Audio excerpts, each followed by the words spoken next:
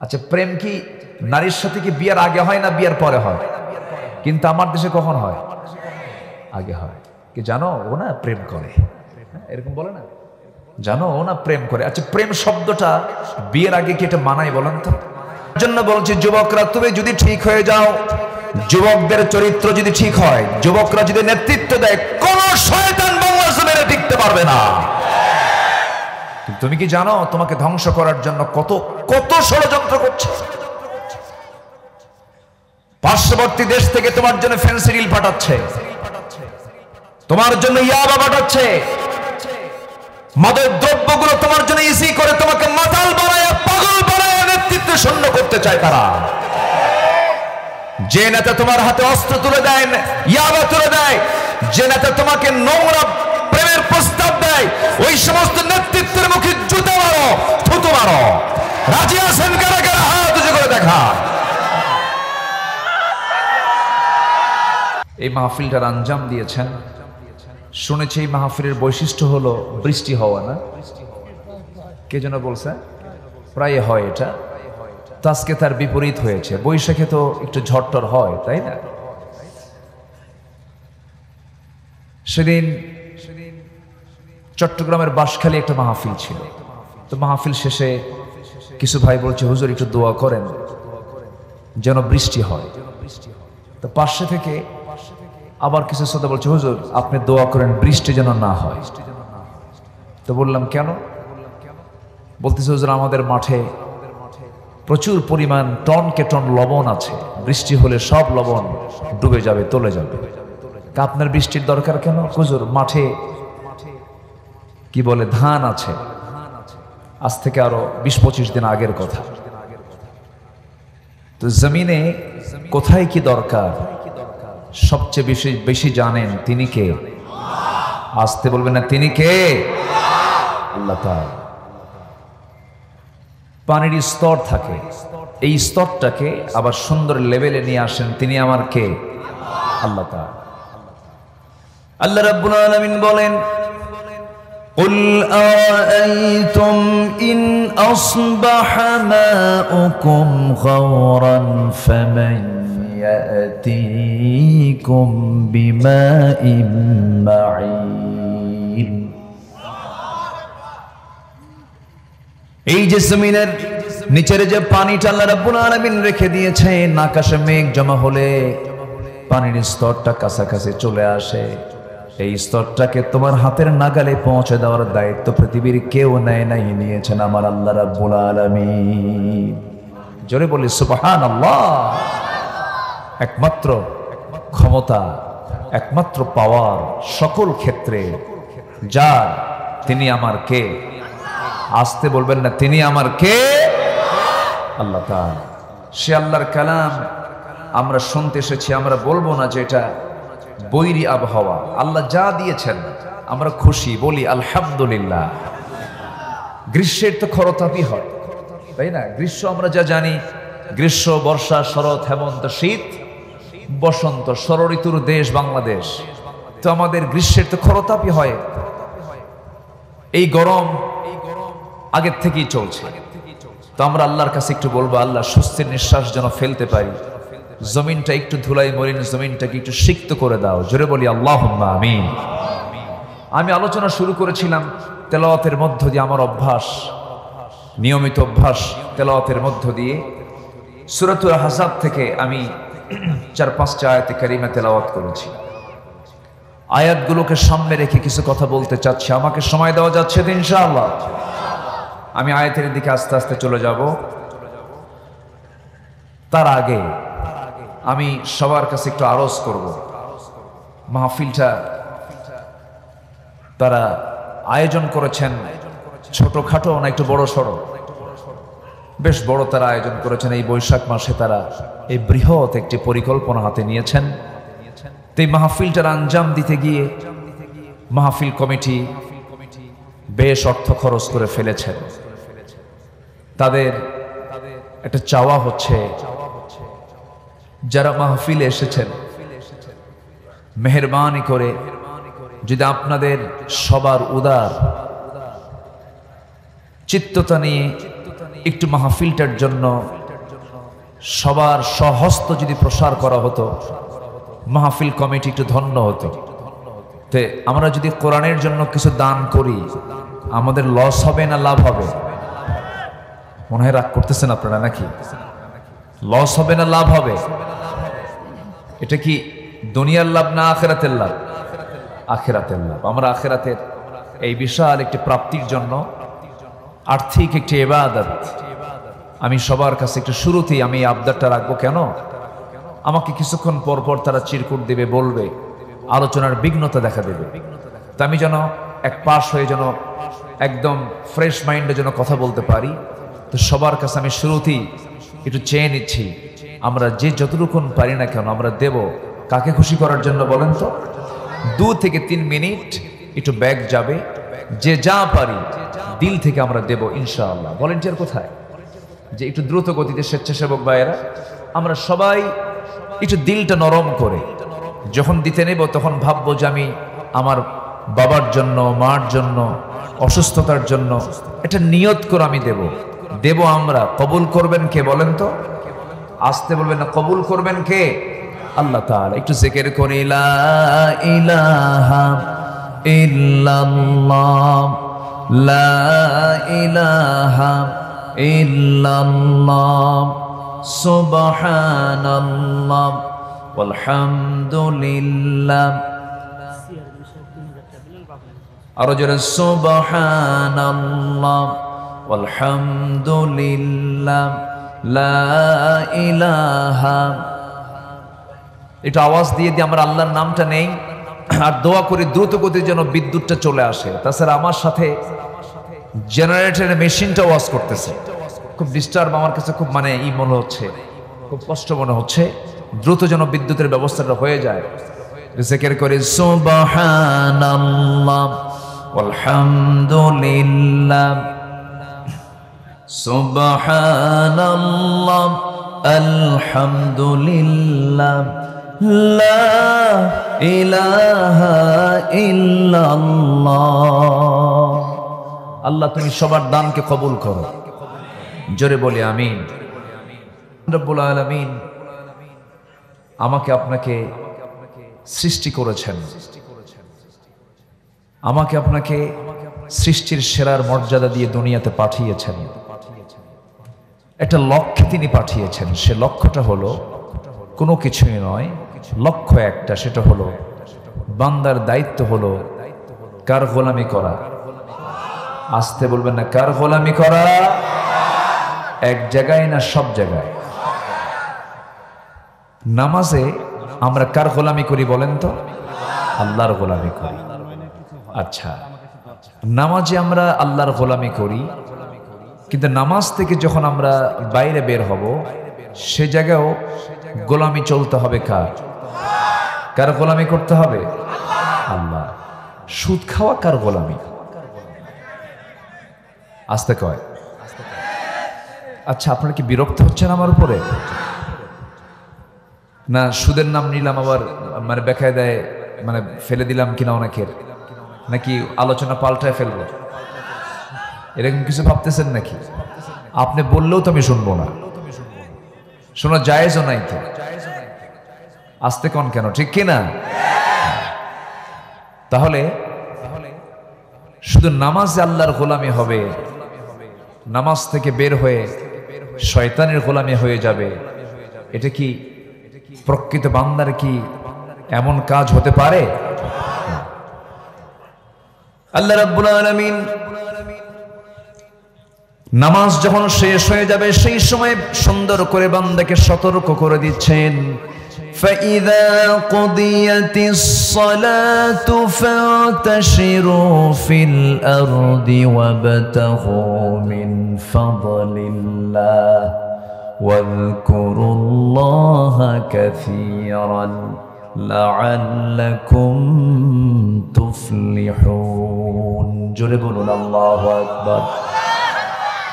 যখন তোমার সালাত আদায় শেষ হয়ে যাবে, মসজিদে তোমার সেজদা দেওয়া শেষ হয়ে যাবে, সালাত যখন ফিনিশ হয়ে যাবে, সেই সময় তুমি মসজিদে আর অবস্থান না করে মসজিদ থেকে বের হয়ে যখন তুমি কোনো কাজ করতে যাবে, সেই সমস্ত কাজের ক্ষেত্রে তুমি আমি আল্লাহ আমার তুমি বেশি করে জিকির করবা, জোরে কোন সুবহানাল্লাহ। ব্যবসায়ী ব্যবসা করবে, হালাল চিন্তা মাথায় এনে ব্যবসা করবে, চাকরিজীবী চাকরি করবে, আমার নামটা নিয়ে তুমি হালাল পন্থায় চাকরি করবে। ব্যাংকার তুমি ব্যাংকের কাজ চালাবা, সুদমুক্ত ব্যাংকিং কার্যক্রম তুমি পরিচালনা করবে। এমন করে আল্লাহ রাব্বুল আলামিন বলছেন, বান্দারে এমন কোন কাজের অংশ নাই যে কাজের অংশ আমার হুকুম নাই, প্রত্যেকটা জায়গায় আমার হুকুমকে মেনে চলবা, এটাই হলো আমার গোলামি। আমার বন্ধুগণ,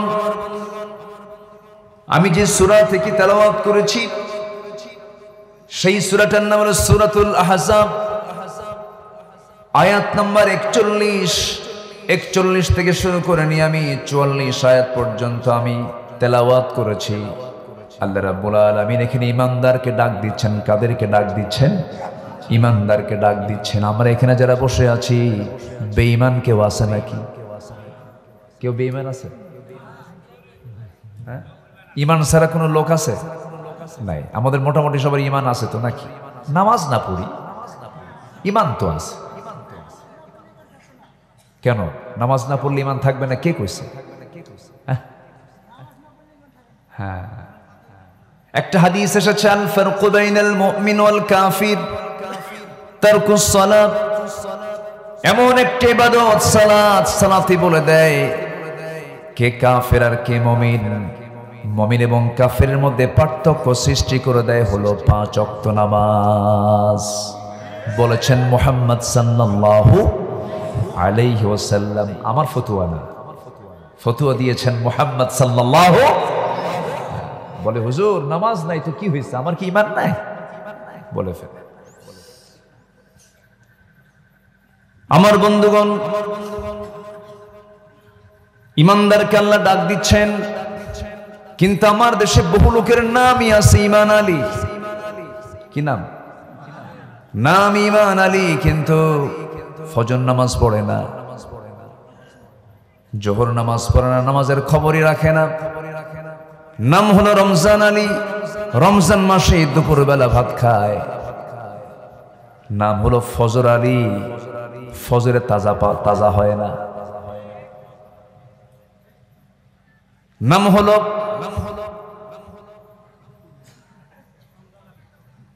নাম হলো হিম্মত আলী, সাইকেলের চাকা বাসটলি শীত হয়ে পড়ে। আমার বন্ধুগণ, নাম হলো আতর আলী, পকেটে গাজার গন্ধ আছে না নাই? নাম দিয়ে তো কাজ হবে না, বংশ দিয়েও কাজ হবে না, নবীর সন্তান হয়েও লাভ হবে না, নবীর বাপ হয়েও লাভ হবে না। তার বড় প্রমাণ হলো ইব্রাহিম আলাইহিস সালাতু ওয়াস সালাম, আল্লাহর পয়গম্বর, তার বাপ হলো আজর মুশরিক। আল্লাহর নবী নূহ আলাইহিস সালাতু ওয়াস সালাম, তার ছেলে হলো কেনান কাফের। আমার নবীজি বিশ্ব নবী, তার আপন চাচা হলো আবু লাহাব, সে কাফের, একই বংশ, কুরাইশ বংশের মানুষ। আবু জাহেল কুরাইশ বংশ, আমার নবীজিও কুরাইশ বংশ। বংশগত কৌলিন্য দেখিয়ে, চেহারার সৌন্দর্য দেখিয়ে, আর এই সমস্ত পিতার পরিচয় দিয়ে, ভাইয়ের পরিচয় দিয়ে, বংশের পরিচয় দিয়া আল্লাহর সামনে কোনো মর্যাদা পাওয়া যাবে না।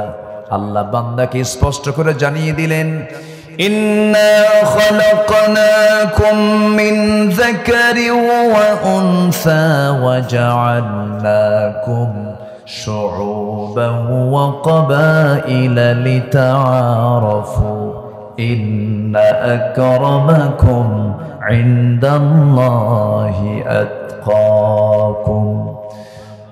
আমি তোমাদেরকে এক নর এবং নারী থেকে এই পৃথিবীতে পাঠিয়েছি, সৃষ্টি করেছি, বিভিন্ন ভাষা, গোত্র, বংশ ভাগ করে দিয়েছি যেন তোমরা একে অপরকে চিনতে পারো। তোমাদের মধ্যে সেই বান্দাগুলো আমার কাছে সবচাইতে বেশি দামি, সম্মানিত, যে বান্দাগুলো আমি আল্লাহ আমাকে সবচাইতে বেশি ভয় করে আমাকে সম্মান করে। জোরে বলি সুবহানাল্লাহ। ঈমান হলো সবচেয়ে বড় দৌলত। ঈমান আছে, তার দাম আছে। ঈমান নাই, তার কোনো দাম নাই। সেই ঈমানদারকে আল্লাহ রাব্বুল আলামিন সুন্দর করে ডাক দিচ্ছেন। কোরআনে আল্লাহ রাব্বুল আলামিন বান্দাকে বিভিন্নভাবে ডাক দিয়েছেন। যেমন আল্লাহ তাআলা কিছু কিছু জায়গায় বলছেন, ইয়া আইয়ুহাল ইনসানু মা গাররাকা বিরাব্বিকাল কারীম الذي خلقك فسواك فعدلك في أي صورة ما شاء ركبك জোরে বলুন আল্লাহু আকবার। এখানে ইনসান বলে সম্বোধন করেছেন, হে মানব মণ্ডলী। আরেক জায়গায় বলছেন, ইয়া আইয়ুহান নাসু উবুদু রাব্বাকুমুল্লাযী খালাকাকুম ওয়াল্লাযীনা মিন ক্বাবলিকুম লাআল্লাকুম তাত্তাকুন। জোরে বলুন আল্লাহু আকবার। আমার বন্ধুগণ, এরকম করে আল্লাহ রাব্বুল আলামিন ইয়া আইয়ুহান নাস বলে সম্বোধন করেছেন, ইয়া আইয়ুহাল ইনসান বলে সম্বোধন করেছেন। আল্লাহ রাব্বুল আলামিন এখানে হে ঈমানদার বলে সম্বোধন করে বলছেন, তোমরা জিকির করো সবচাইতে বেশি কার?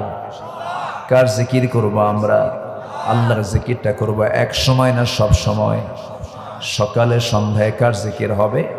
আল্লাহর জিকির হবে। অনেকে আমরা জিকিরের ব্যাখ্যা বুঝি না। আমার দেশে এমন জিকিরও আছে, জিকির করতে করতে বেহুশ হয়ে যায়, জিকির করতে করতে পাজামা থাকে না। আছে না নাই? জিকির করতে করতে লাফ মেরে আম গাছে ওঠে, জাম গাছে ওঠে, ভুল করে বড়ই গাছে চড়ে না। বড়ই গাছে কাঁটা আছে যে, এগুলো ভণ্ডামি। আমার ভাইয়েরা, জিকিরের ব্যাখ্যা যদি দিতে যাই একটু সময় লেগে যাবে। জিকিরের ব্যাখ্যা দেখার জন্য কোথাও যাওয়া লাগবে না, কোরআনটাই যথেষ্ট। আল্লাহ রাব্বুল আলামিন জিকিরটাকেই নিয়ে বিভিন্ন জায়গায় এটার ব্যাখ্যা করে আবার অন্য জায়গায় কথা বলেছেন। জিকির মানে হলো নামাজ, জিকির মানে হলো কোরআন। ফাআইনা তাযহাবুন ইন হুয়া ইল্লা যিকরুল লিল আলামিন। কোথায় তুমি দৌড়াচ্ছ? সবচেয়ে বড় জিকির হলো তোমার জন্য কোরআনে কারীম। জোরে বলেন সুবহানাল্লাহ। তাহলে জিকির কি বলেন তো? কোরআন। কোরআন পড়লে কি জিকিরের হক আদায় হবে কিনা বলেন? আদায় হয়ে যায়। আমার বন্ধুগণ, জিকির মানে হলো নামাজ, সালাত। ইদা নুদিয়া লিস-সালাতি মিন ইয়াউমিল জুমআতি ফাসআউ ইলা যিকরিল্লাহি ওয়া যারুল বাই'। যালিকুম খায়রুল লাকুম ইন কুনতুম তা'লামুন। জোরে বলুন আল্লাহু আকবার।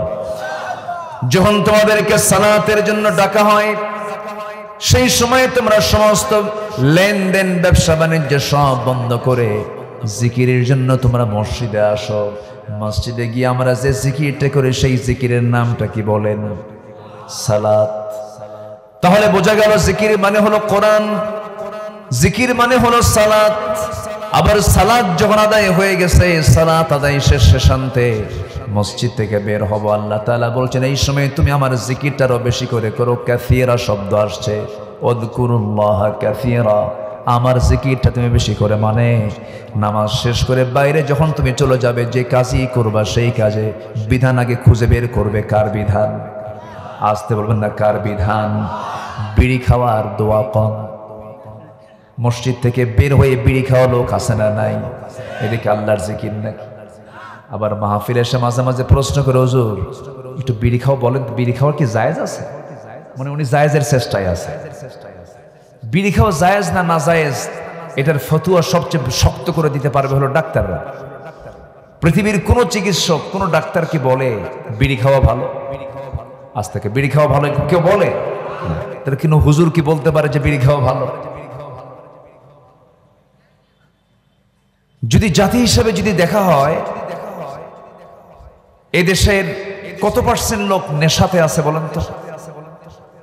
বলেন, নেশা তো বিড়ি কি নেশা না নাকি? আস্তে কয়, চুপচাপ বসে আছে, কেউ কিছু কয় না। হুজুর কিছু কব না, আপনি কন। আচ্ছা, বিড়ি কি খাদ্য? যা খাইলে পেট ভরে, এরকম কিছু বলেন তো। আচ্ছা আচ্ছা, বিড়ি তাহলে কোনো খাদ্য না, তাহলে বিড়ি কি হবে বলেন তো? আস্তে খায়, যা না খেলে মাথা ঘোরে, ভাল লাগে না, কেমন যেন মনে হয়। হ্যাঁ, কি করে? হ্যাঁ, তাহলে বিড়ি হচ্ছে, সিগারেট হচ্ছে নেশার প্রথম পদক্ষেপ, নেশার প্রথম সিঁড়ি হচ্ছে টানাটানি। আগে কিন্তু ঢালে না, আগে ঢালাঢালি না। মদ কি করে? ঢালে। আর বিড়ি টানে। আগে টানাটানি না, আগে ঢালাঢালি?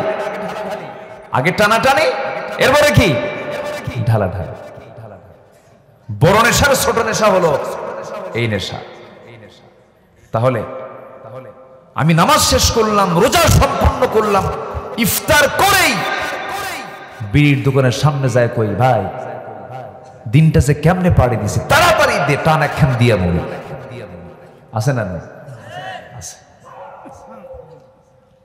আমার বন্ধুগণ, এক সেকেন্ডের জন্য আল্লাহর জিকির থেকে নিজেকে দূরে রাখা যাবে না।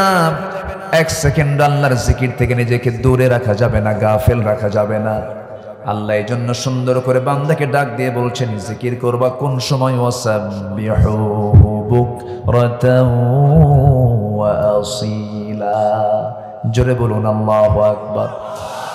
আল্লাহ রাব্বুল আলামিন আরেক জায়গায় বলছেন, ইন্না ফী খালকিস সামাওয়াতি ওয়াল আরদি ওয়া ইখতিলাফিল লাইলি ওয়ান নাহার لآيات لأولي الألباب الذين يذكرون الله قياما وقعودا وعلى جنوبهم ويتفكرون في خلق السماوات والأرض ربنا ما خلقت هذا باطلا سبحانك فقنا عذاب النار।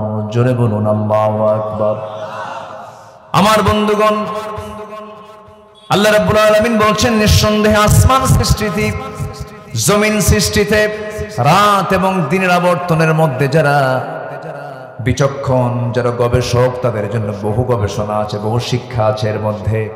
এবং যারা আল্লাহ জিকির করে দাঁড়িয়ে থেকে, বসে থেকে, শয়নে স্বপনে, শেষ পর্যন্ত আল্লাহকে বলে, আল্লাহ তুমি যা কিছু সৃষ্টি করেছো কোনো কিছুই তুমি অবান্তর সৃষ্টি করো নাই। জোরে কোন সুবহানাল্লাহ। আল্লাহর কোন সৃষ্টিকে অবান্তর আছে? আল্লাহর কোন সৃষ্টির কোন উপকারিতা নাই, এমন কোন সৃষ্টিকে আল্লাহর আছে? ডাব গাছে ডাব দিয়েছেন, আম গাছে আম দিয়েছেন, তেঁতুল গাছে তেঁতুল দিয়েছেন। এই পরিকল্পনা, সুন্দর পরিকল্পনা, সূক্ষ্ম পরিকল্পনা কার? আসতে বলবেন না কার? একই মাটি, পাশাপাশি গাছ, তেঁতুলে আম ধরে না, আমে তেঁতুল ধরে না। এটা কি কোনো বান্দা চালায়? আসতে বলেন কেন? কে চালান? আসতে বলবেন না, কে চালান? আল্লাহ চালান। আমার বন্ধুগণ, কি সূক্ষ্মতার পরিচালনা! কোটি কোটি প্রাণী গোটা দুনিয়াতে আছে। 18,000 মাখলুকাত শব্দটা ভুল কথা। শুধু 18,000 মাখলুকাত দিয়ে দুনিয়া নয়, অসংখ্য মাখলুকাত আল্লাহ তাআলা দুনিয়াতে রেখে দিয়েছেন। স্থলভাগে আর কত প্রাণীর বসবাস আছে? সবচেয়ে বেশি বসবাস হলো জলভাগের প্রাণী, জলভাগের মধ্যে প্রাণীগুলো। অসংখ্য মাখলুকাত, সমস্ত মাখলুকাতকে আল্লাহ রাব্বুল আলামিন সৃষ্টি করেছেন। সৃষ্টি করে দিয়ে বলছেন, বান্দা সকল মাখলুককে সৃষ্টি করেছি আমি আল্লাহ, তুই বান্দা তোর খেদমতের জন্য। জোরে কোন সুবহানাল্লাহ। হয়তো প্রশ্ন করতে পারেন আপনি, হয়তো বলতে পারেন, বাঘ হিংস্র প্রাণী, সিংহ হিংস্র প্রাণী, এটা মানুষের কি কল্যাণে আসে, কি উপকারে আসে? বাঘ কি মানুষের মাঝে থাকে না জঙ্গলে থাকে? সিংহ কি লোকালিটিতে থাকে না জঙ্গলে থাকে? জঙ্গলে থাকে। জঙ্গল কাটার মতো লোক আমার দেশের মনে হয় কোনো মানুষ নাই। আসতে বলে, আছে না নাই? এই জঙ্গলগুলো রাখার দরকার। ধরেন আমার দেশের সবচেয়ে বড় বন হলো সুন্দরবন। সুন্দরবনটা হলো বঙ্গোপসাগরের তীরবর্তী একটা বন হলো সুন্দরবন। এই সুন্দরবনকে আল্লাহ রাব্বুল আলামিন বরিশাল, সাতক্ষীরা, খুলনার প্রোটেকশনের জন্য প্রাচীর করে আল্লাহ তাআলা সুন্দরবনটা দিয়েছেন। কোনো জলোচ্ছ্বাস যদি হয়, কোনো ঝড় সাইক্লোন যদি চলে আসে, সেই সময় প্রথম প্রাচীর হিসেবে আল্লাহ রাব্বুল আলামিন সুন্দরবনটা দিয়ে দিয়েছেন। প্রথম ঝড় ঝাপটা সব বনের ভিতরে আঘাত হানে, বাতাসের গতিটা আল্লাহ রাব্বুল আলামিন সুন্দরবনের মধ্য দিয়ে প্রথমে কমায় দেন। জোরকান সুবহানাল্লাহ। আর সেই সুন্দরবনের পাহারা দেবার জন্য আল্লাহ তাআলা দুনিয়ার কোনো মানুষকে দায়িত্ব দেন নাই, দিয়েছেন রয়্যাল বেঙ্গল টাইগারকে। সুবহানাল্লাহ বলবেন না? কোন প্রাণীকে আল্লাহ রাব্বুল আলামিন বান্দার জন্য অবান্তর সৃষ্টি করেন নাই। কোন কিছুই বান্দার অকল্যাণের জন্য সৃষ্টি করেন নাই। আল্লাহ রাব্বুল আলামিন সুন্দর করে বান্দাকে বলছেন, বান্দা তুমি কি আমার সৃষ্টির দিকে তাকাও না? তুমি কি তোমার নিজের দিকে তাকাও না? আমার সৃষ্টির দিকে তাকালে, তোমার নিজের দিকে তাকালে তোমার মুখ থেকে অনায়াসে আমার শুকর বের হয়ে যাবে। আল্লাহ রাব্বুল আলামিন সুন্দর করে বলছেন, আল্লাযী খালাকাকা ফাসাওয়াকা ফাআদালাক ফি আইয়ি সূরাতিন মা শাআ রাক্কাবাক ألم نجعل له عينين ولسانا وشفتين وهديناه النجدين জোরে বলুন আল্লাহু আকবার। আমার বন্ধুগণ, আমরা যখন মার পেটের মধ্যে ছিলাম, খুব শক্তিশালী না খুব দুর্বল? আস্তে আস্তে কয়, শক্তিশালী না দুর্বল? শুধু দুর্বল না, অতিশয় দুর্বল। অতিশয় দুর্বল। মানুষকে সৃষ্টি করা হয়েছে দুর্বল করে। খলিকাল ইনসানু দাঈফা। আপনার বাড়ির গাভীর পেট থেকে বাচ্চা যখন বের হয়, গাভীর বাচ্চাকে এলাকায় কি বলে? বাছুর। এই বাছুরটা যখন বের হয়, গাভীর পেট থেকে গাভীর বাচ্চা বের হলো, বাছুরটা বের হলো, সঙ্গে সঙ্গে জমিনে নামার সঙ্গে সঙ্গে হাঁটা শুরু হয়ে গেছে। আল্লাহ তাআলা মানুষকে, আল্লাহ রাব্বুল আলামিন সেই পদ্ধতি দেন নাই। সন্তান জন্ম নেবে, সন্তানকে লালন পালন করেন কে? মা। এমন সুন্দর করে গড়ে তোলেন মা, মোহাব্বত বাড়ায় দেন মার ভিতরে। সন্তান মার মধ্যে একটা তার সৃষ্টি করে দেন। এই যে মোহাব্বতটা দিয়ে দেন, এই মোহাব্বতটা সৃষ্টি করে দেন তিনি একমাত্র আমার কে? আল্লাহ তাআলা। সেই মার পেটের মধ্যে আমি যখন ছিলাম, আমার আল্লাহ যে রহমান, আমার আল্লাহ যে রহিম, আমার আল্লাহ যে দয়ালু, আমার আল্লাহ যে রাজ্জাক। আমার বন্ধুগণ, আল্লাহ রাব্বুল আলামিন বলছেন, বান্দা তোমার নিজের দিকে তাকায় দেখো, তোমার তো কোনো অস্তিত্ব ছিল না, আমি তোমাকে অস্তিত্ব দিয়েছি। অহংকার তোমার কিসের? তোমার তো অহংকার মানায় না। তোমার জন্ম হলো এক ফোঁটা পানি থেকে, এবং শেষ হবে তোমার মাটিতে মিশে যাওয়ার মধ্য দিয়ে। অহংকার তোমার জন্য মানায়? কিন্তু সে অহংকার আজকে মানুষের মধ্যে আছে না নাই? আসতে বলবেন না, আছে না নাই? ক্ষমতার অহংকার, টাকার অহংকার, চেহারার অহংকার, নেতৃত্বের অহংকার আছে না নাই? কিছু হইলেই হুমকি দেয়, বেশি কথা কইও না, মামলা দেব কিন্তু। আসতে কন কেন? আসতে কন কেন? ক্ষমতার দাপট ফেরাউনও দেখিয়েছিল, পানিতে চুবাইয়া মেরেছেন। মারেন নাই? চুবাইয়া মারেন নাই? মেরেছেন কি না? ক্ষমতার দাপট নমরুদ দেখিয়েছিল, আল্লাহ তাআলা তাকে ন্যাংরা মশা দিয়ে বিদায় করেছেন। ক্ষমতার দাপট যুগে যুগে বহু কাফেররা দিয়েছিল, সবগুলোকে শেষ করে দিয়েছেন তিনি আমার কে? আজকের দুনিয়াতেও যারা ক্ষমতার দাপট দেখাচ্ছেন, জুলুম করছেন, নমরুদ থেকে শিক্ষা নিন, ফিরআউন থেকে শিক্ষা নিন। মুহূর্তের মধ্যে জিরোকে হিরো বানান, আবার হিরোকে জিরো বানান তিনি একমাত্র কে? আসতে বলবেন না, তিনি আমার কে? সম্মানিত ভাইয়েরা, সম্মানিত বন্ধুগণ, আজকে দুনিয়া জুড়ে বিশ্বের কোথাও যারা হকপন্থী তারা কেউ আরামে নাই।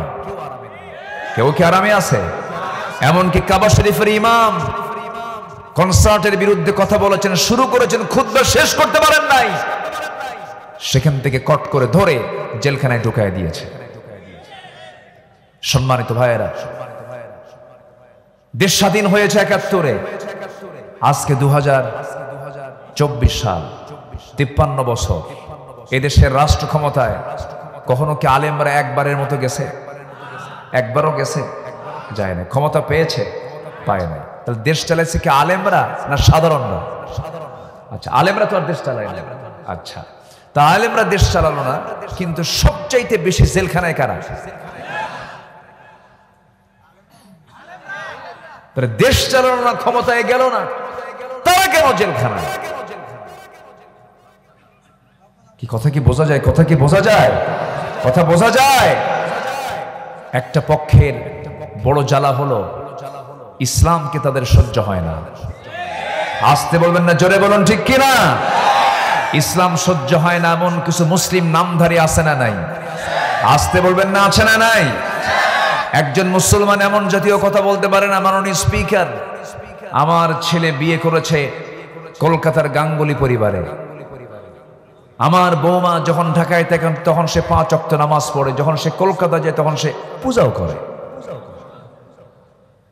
এই জাতীয় মানসিকতা, এই জাতীয় চিন্তা যাদের ভিতরে কাজ করে, লালন যারা করে, তারা কি প্রকৃত অর্থে তারা কি মুসলমান হতে পারে? আসতে বলে না, মুসলমান হতে পারে? ইসলাম আছে সে মুসলিম, ইসলাম নাই সে মুসলিম হতে পারে না। কথা অনেক আছে, আস্তে আস্তে করে বলবো। আমাকে সময় দিচ্ছেন তো নাকি? আমাকে সময় দিচ্ছেন তো নাকি? জোরে বলি ইনশাআল্লাহ। ইসলামকে মানতে হবে আংশিক না ১৬ আনা? ইসলামকে মানবো আমরা আংশিক না পুরোপুরি? পুরোপুরি। আংশিক ইসলাম মানা নাম ইসলাম নয়, মুসলিম নয়। ইসলামকে পুরোপুরি মানতে হবে। ইসলামকে আংশিক মানা যাবে না। আল্লাহ বলছেন, তুমি আমার স্মরণ করো সকালে সন্ধ্যায়, মানে হলো সকালেও আমার হুকুম মেনে চলবে, সন্ধ্যা আমার হুকুম মেনে চলবে। নামাজটা পড়বে তুমি সকাল সন্ধ্যায় ৫ ওয়াক্ত নামাজ পড়বে। আমার দেশে ৫ ওয়াক্ত মুসল্লি বেশি না, সাপ্তাহিক মুসল্লি বেশি। সাপ্তাহিক মুসল্লি বেশি না বাৎসরিক মুসল্লি বেশি? বলেন। বাৎসরিক মুসল্লি আমার দেশে আছে, সাপ্তাহিক মুসল্লি আমার দেশে আছে, আবার মাসিক মুসল্লিও আছে। রমজান মাস যখন চলে আসে, রমজান মাসের তার বুজুর্গি দেখে মনে হয় জিব্রাইল ফেল। আছে না নাই? নামাজ ধরছে, সারা মাস নামাজ রোজার মধ্য দিয়ে মহাব্যস্ত, সুন্দর করে রমজান মাসটা পার করলো। রমজানের পরের দিন, ঈদের দিন, সারাদিন আড্ডা টাড্ডা মেরে সন্ধ্যার পরে মদ খায়া শীত হয়ে পড়ে আছে। ইসলাম তো শুধু রমজান মাসের জন্য নয়, ইসলাম তো শুধু শুক্রবারের জুমার নামাজের মধ্য দিয়ে নয়। ইসলামটাকে মানবো আমরা একদিন না সব দিন, ১ মাস না ১২ মাস, ১ ঘন্টা না ২৪ ঘন্টা। আমি যখন আমার স্ত্রীর সঙ্গে রাত্রিবেলা শুয়ে থাকবো, সেখানেও ইসলাম আছে না নাই? আসতে বলবেন না, আছে না নাই? কিন্তু সেই স্ত্রী হতে হবে অন্যের স্ত্রী না নিজের স্ত্রী। এটা যেন মনে থাকে আমার। অন্যের স্ত্রী হলে গুনাহ হয়ে যাবে, অন্য নারী হলে গুনাহ হয়ে যাবে। আল্লাহ কোথাও বলেন নাই তুমি সহবাস করো না, তুমি নারীকে তোমার কাছে টেনে নিও না, তোমার নারীকে তোমার কাছে টানতে হবে, কারণ না টানলে তো আমার বান্দা পৃথিবীতে আসবে না। আমার বান্দা আসার জন্য নারী পুরুষকে এক জায়গায় হতে হবে, কিন্তু সেটা হতে হবে জেনা না বিয়া। জেনা না বিয়া? আজকের সমাজে জেনা করা সহজ না বিয়ে করা সহজ? বলেন। জেনা করা সহজ, জেনাটা আজকে ইজি হয়ে গেছে। আর জেনাকে সহজ করার জন্য কিছু কিছু দিন আমার দেশে যাপন হয়, পালিত হয়। তার মধ্যে একটা মাস এখন চলতেছে বৈশাখ। হলুদ শাড়ি পরে বৈশাখের প্রথম দিনে কপত কপতি জোড়ায় জোড়ায় গিয়ে জোড়ায় জোড়ায় বসে বসে পান্তা খায়। গরিব কষ্টে পান্তা খায়, এরা আনন্দে পান্তা খায়, গরিবের সঙ্গে তামাশা করে। ঠিক কিনা? গরিব খায় কষ্টে পান্তা, এরা একদিন বছরে পান্তা খায়, গরিবের সঙ্গে তামাশা করে। এসো হে বৈশাখ। হ্যাঁ হ্যাঁ আমার বন্ধুগণ, জেনা করার মাধ্যমগুলোকে আজকে এগুলোকে ব্যবহার করা হচ্ছে Pohela Boishakh, 31শে December 31st night আকাম কুকামের জন্য সেই রাতকে বরাদ্দ করেছে। এরপরে 14ই ফেব্রুয়ারি বিশ্ব আপনারা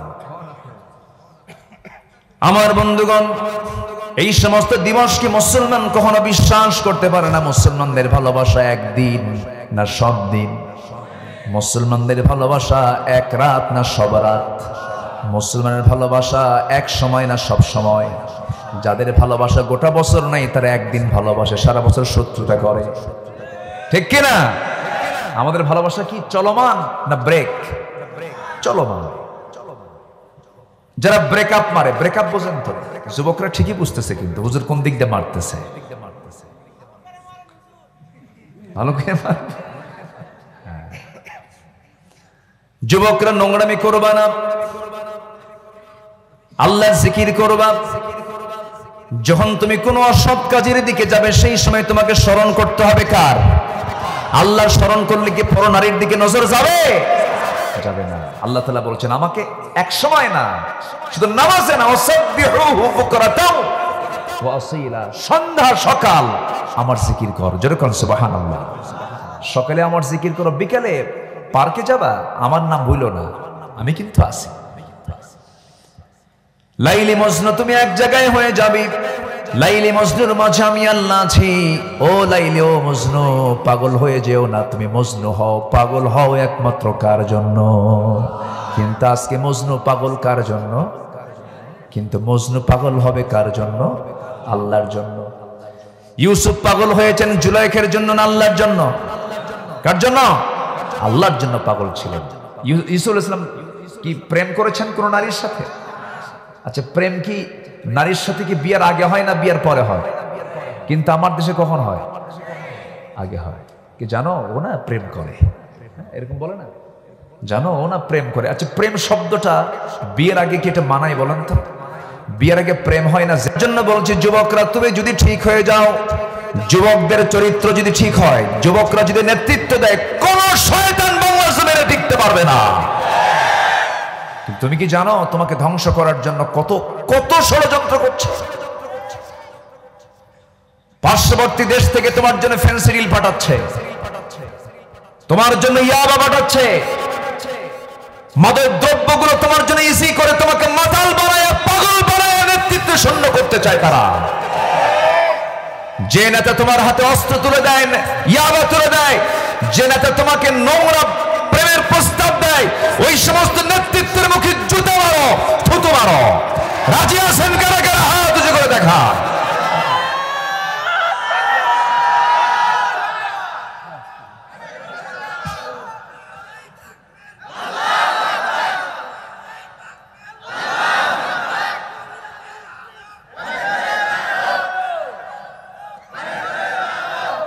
আল্লাহ কবুল করুন। জোরে বলি আমিন, আরো জোরে আমিন। যুবকরা, কোন নেশায় যাবা না, কোন অবৈধ সম্পর্ক করবা না। শেষ রাতে উঠে আল্লাহর কাছে কাঁদবা। তোমার রুটি রুজির ব্যবস্থা কেউ করবে না, তোমার রুটি রুজির ব্যবস্থা, সব ব্যবস্থা আমার আল্লাহ করে দিবেন। যেরকম সুবহানাল্লাহ। তুমি সম্মান খোঁজো, তুমি নিজের সম্মান খোঁজো নেতার কাছে গিয়ে, মন্ত্রীর কাছে গিয়ে, ব্যক্তির কাছে গিয়ে না। তুমি সম্মান তাদের কাছে পাবে না, তুমি সম্মান পাবা হলো শেষ রাতে সেজদার মধ্য দিয়ে আল্লাহর কাছ থেকে তুমি সম্মান পাবে। আসা ইয়াবআসাকা রাব্বুকা মাকামান মাহমুদা। আমরা কোথায় সম্মান খুঁজি আর সম্মান রেখেছেন আল্লাহ তাআলা কোথায়? সুবহানাল্লাহ বলবেন না? নোংরামি করো না যুবকরা, তুমি জেগে ওঠো, সামনে দাঁড়াও, হকের পক্ষে কথা বলো, গ্রামটাকে টার্গেট করো, ইউনিয়নকে টার্গেট করো, বেনামাজিকে নামাজের দাওয়াত দাও। খারাপ কিছু চিন্তা করবা না, খারাপ কোনো কর্মে যাবা না, খারাপ কোনো বন্ধু তালাশ করবে না, বন্ধু নির্বাচন করতে ভুল করবে না। যার একটা ভালো বন্ধু আছে সে বড় ভাগ্যবান। তুমি যদি ঠিক হয়ে যাও, দেশ ঠিক হয়ে যাবে, সমাজ ঠিক হয়ে যাবে। যারা তোমার হাতে নেশাগুলো তুলে দেয়, যারা তোমার হাতে নারী তুলে দেয়, তাদেরকে তুমি মানবা না। কারণ এই দুনিয়ার জীবনটা খুব ক্ষণিকের জীবন, সময়টাকে নষ্ট করা যাবে না। এই দুনিয়ার প্রত্যেকটা সেকেন্ডকে কাজে লাগানোর জন্য আল্লাহ তাআলা বলছেন, ভালো কাজ করো না খারাপ কাজ করো, ভালো কাজ করো। আল্লাহ রাব্বুল আলামিন বলেন, হুয়াল্লাযী খালাকাল মাউতা ওয়াল হায়াতা লিয়াবলুয়াকুম আইয়ুকুম আহসানু আমালান ওয়া হুয়াল আজিজুল গফুর। জোরে বলুন আল্লাহু আকবার। তিনি সেই মহান সত্তা যিনি মৃত্যু এবং জীবন সৃষ্টি করেছেন যেন তিনি বুঝে নিতে পারেন তোমাদের মধ্যে কোন কোন বান্দাগুলো ভালো আমল করে আসলো। এই জন্য দুনিয়াতে আমরা আসছি ভালো কাজ করার জন্য, মন্দ কাজ করব না। আমার বন্ধুগণ, আমার রাসূল বিভিন্ন সময় বিভিন্ন নসিহা করতেন, বিভিন্ন সময় বিভিন্ন ওয়াজ করতেন। আমার নবীজি একদিন কোন একটা ওয়াজে বললেন, ও আমার সাহাবীরা শোনো, তোমরা যদি আমাকে 6টা জিনিসের নিশ্চয়তা দিয়ে দাও, আমি তোমাদেরকে জান্নাতের নিশ্চয়তা দেব। আল্লাহু আকবার বলেন। কয়টা জিনিসের? কয়টা? শিখে যাব আমরা, শিখবো না ইনশাআল্লাহ? তোমরা আমাকে বায়উনি, তোমরা আমাকে 6টা জিনিসের নিশ্চয়তা দাও, তোমরা আমাকে নিশ্চয়তা দিয়ে দিবে, আমি তোমাদেরকে জান্নাতের নিশ্চয়তা দিয়ে দেব। এই কথা বলে রাসূল বললেন, যখন তোমরা কথা বলবে, সত্য কথা বলবে, যে নেতাগুলো ঘন ঘন মিথ্যা কথা বলে মুখে জুতা মারবেন। আছে না নাই? মিথ্যার নেতৃত্ব কখনো কল্যাণময় হতে পারে না। আধুনিক বিশ্বের, আমরা আধুনিক বিশ্ব বলি, কিন্তু আধুনিক না। এটাকে আধুনিক না জং ধরা? গোটা দুনিয়ার এখন রাজনীতির মূল পুঁজি হয়ে গেছে মিথ্যা। মূল পুঁজি কি? মিথ্যা। পলিটিক্স মানে অন্যকে হারানোর জন্য যে কোনো পন্থা অবলম্বন করাই হলো পলিটিক্স। নোংরা। এটা কি? নোংরা। অথচ রাজনীতি করেছেন মিথ্যা ছেড়ে সম্পূর্ণ সত্যের উপরে। মুহাম্মদ সাল্লাল্লাহু, তিনি কি দেশ চালান নাই? তিনি কি রাষ্ট্র চালান নাই? তিনি কি বিচার করেন নাই? করেছেন। আমার বন্ধুগণ, রাসূল বলছেন, তুমি আমাকে 6টা কাজের নিশ্চয়তা দেবে, আমি তোমাকে জান্নাতের নিশ্চয়তা দিয়ে দেব। নাম্বার 1, যখন তুমি কথা বলবে সত্য কথা বলবে। যখন তুমি ওয়াদা করবে, ওয়াদা ঠিক রাখবে। নাম্বার 2, নাম্বার 3 হলো তোমাদের কাছে কোনো কিছুর আমানত রাখলে পরে আমানতটা রক্ষা করবে। নাম্বার 4 হলো তোমরা তোমাদের সতীত্ব রক্ষা করবে, তোমার যৌবনকে কন্ট্রোল করবে। তুমি কি জানো, যৌবন কন্ট্রোল যদি করো, আমি আল্লাহ তাআলা আমি তোমাকে আরশে আজিমের ছায়ার মেহমান বানায় নেব। আল্লাহ রাব্বুল আলামিন আবার নিজে বলছেন, কোন মুমিনরা সফল, কোন ইমানদাররা সফল, যাদের মধ্যে 7টা কাজ থাকবে। কয়টা কাজ? 7টা কাজ থাকবে।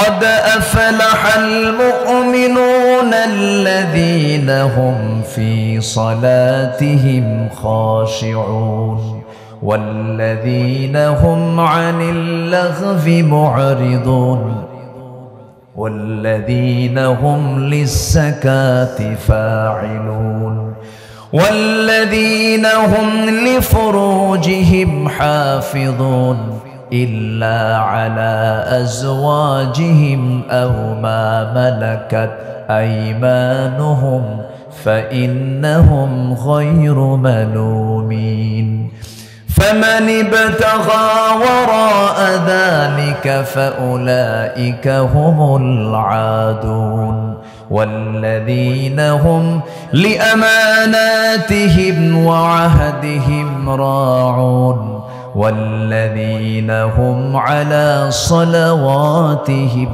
يحافظون أولئك هم الوارثون الذين يرثون الفردوس هم فيها خالدون جربون الله أكبر ওয়াস্ত বেশি লাগে না।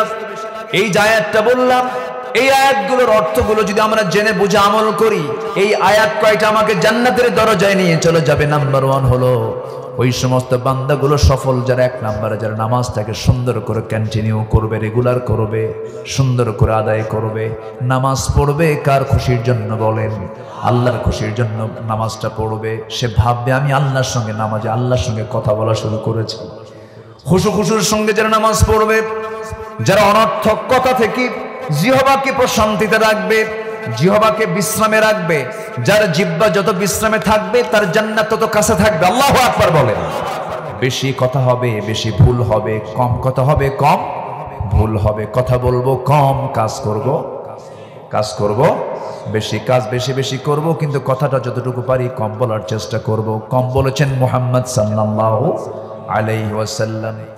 ইমানদারের লক্ষণ হলো 7টা। নামাজ মনোযোগ দিয়ে পড়বে,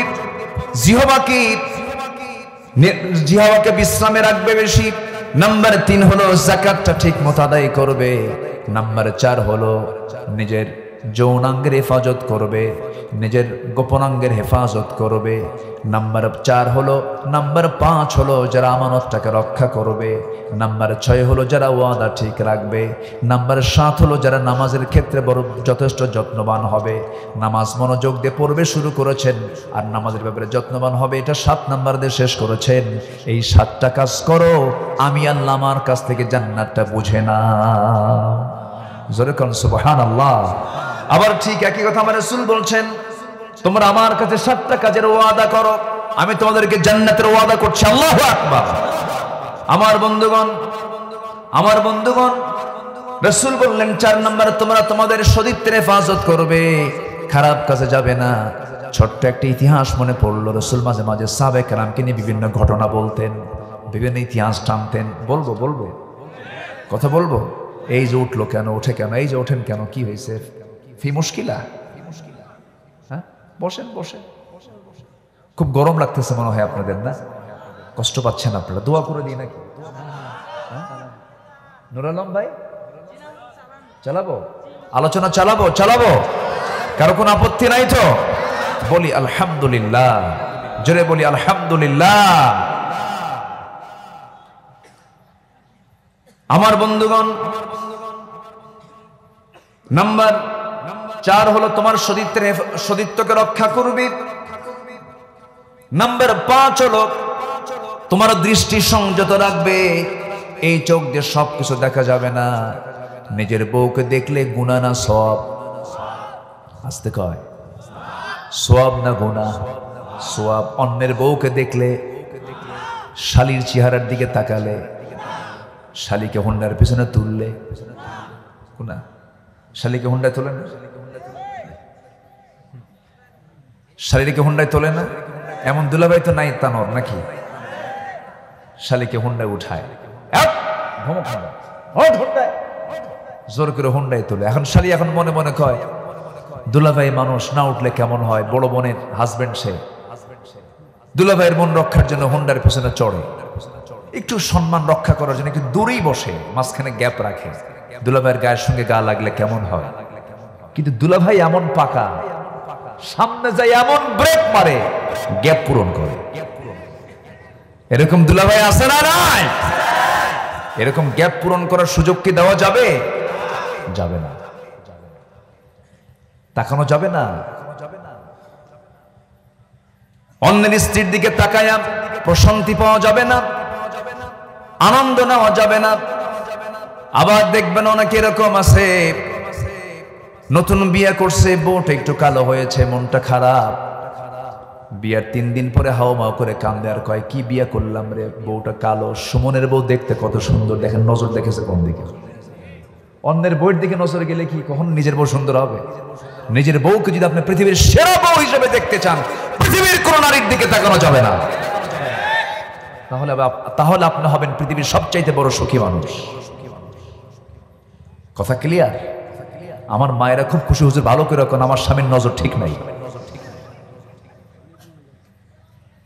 আবার অনেক মা বোন আছেন, সুন্দর করে ড্রেসগুলো পরতে হবে স্বামীকে খুশি করার জন্য। যে মেয়ে তার স্বামীকে সকালবেলা সন্তুষ্ট করবেন, সন্ধ্যা পর্যন্ত ফেরেশতারা তার জন্য দোয়া করবেন। এই জন্য মাদের দায়িত্ব হলো সুন্দর পোশাক আশাক পরে সুন্দর করে সাজগুজ করে কাকে খুশি করা। আসতে কয়, আরো জোরে কন, স্বামীকে সন্তুষ্ট করা। কিন্তু মেয়েরা স্বামীর সামনে সাজে না মার্কেটে গিয়ে সাজে, কারে দেখায়।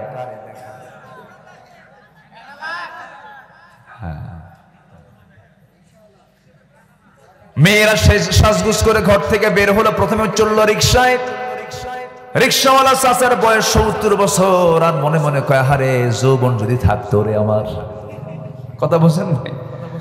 নজরে চলে গেছে, এই যে আপনি রোগ সৃষ্টি করে দিলেন, ওই বুড়া চাচার রোগটা পয়দা আপনি করে দিলেন।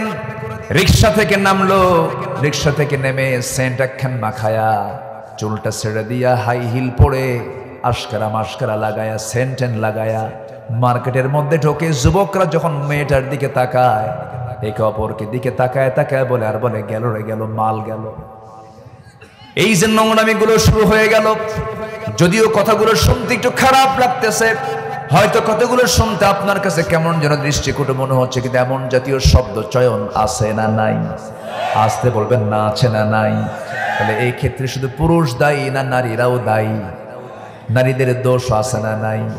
শুধু পুরুষ নির্যাতন হয় না নারীও নির্যাতন হয়? নারীও নির্যাতন হয়, পুরুষও নির্যাতন হয়। কিন্তু আমার দেশের মামলা যত আছে সব পুরুষ নির্যাতন না নারী নির্যাতন? বলেন বলেন, মামলা হয় কিসের নির্যাতনের? পুরুষ নির্যাতনের না নারী নির্যাতন?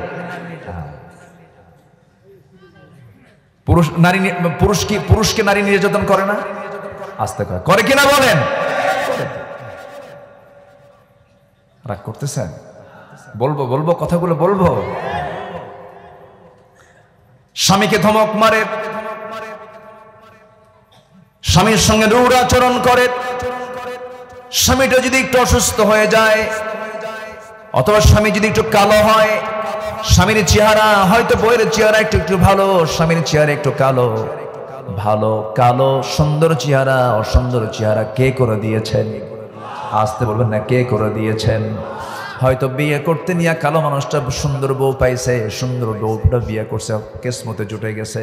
কিন্তু রাগারাগি উঠলেই কিছু সুন্দরী মহিলা আছে, সুন্দরী বউ আছে, স্বামীকে একটা খোঁটা দিয়ে বলে, তোমার সঙ্গে যে আমার বিয়ে হয়েছে তোমার 14 গোষ্ঠীর কপাল। এরকম কিছু মহিলা মনে হয় তানরে নাই? আছে না নাই? বারবার খোঁটা দিয়ে কয়, চেহারাটা দেখো আয়নার দিকে, হ্যাঁ তোমার সঙ্গে যে আমার বিয়ে হয়েছে তোমার 14 গোষ্ঠীর কপাল। এরকম করে খোঁটা মারা যাবে না, রূঢ় আচরণ করা যাবে না, খারাপ কোনো ব্যবহার করা যাবে না, খারাপ কোনো বাক্যালাপ করা যাবে না। ঘন ঘন কিছু কিছু মহিলা আছে রাগের মাথায় কয় তালাক চাই, বারবার তালাক চাই, তালাক দাও তালাক দাও। এমন মহিলা আছে না নাই? যারা ঘন ঘন তালাক চাবে তারা জান্নাতি না জাহান্নামী? বলেন জাহান্নামী।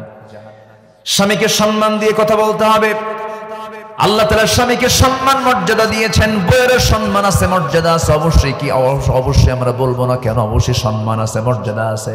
কিন্তু স্বামী বউ যখন নামাজে দাঁড়াবে, এই ইমামটা হবে কে? 3 মাস স্বামী আর 3 মাস বউ, নাকি? না সারা জীবনের জন্য স্বামী? কি ইমাম কে হবে? বলেন ইমাম কে হবে? স্বামী হবে ইমাম। ইমাম হয়ে যাবে স্বামী। আর রিজালু কাওয়ামুনা আলান নিসা, পুরুষরা হবে নারীর পরিচালক। কিন্তু আজকে কি হয়ে গেছে? পরিচালক কে হয়েছে এখন? বলেন কে হয়েছে?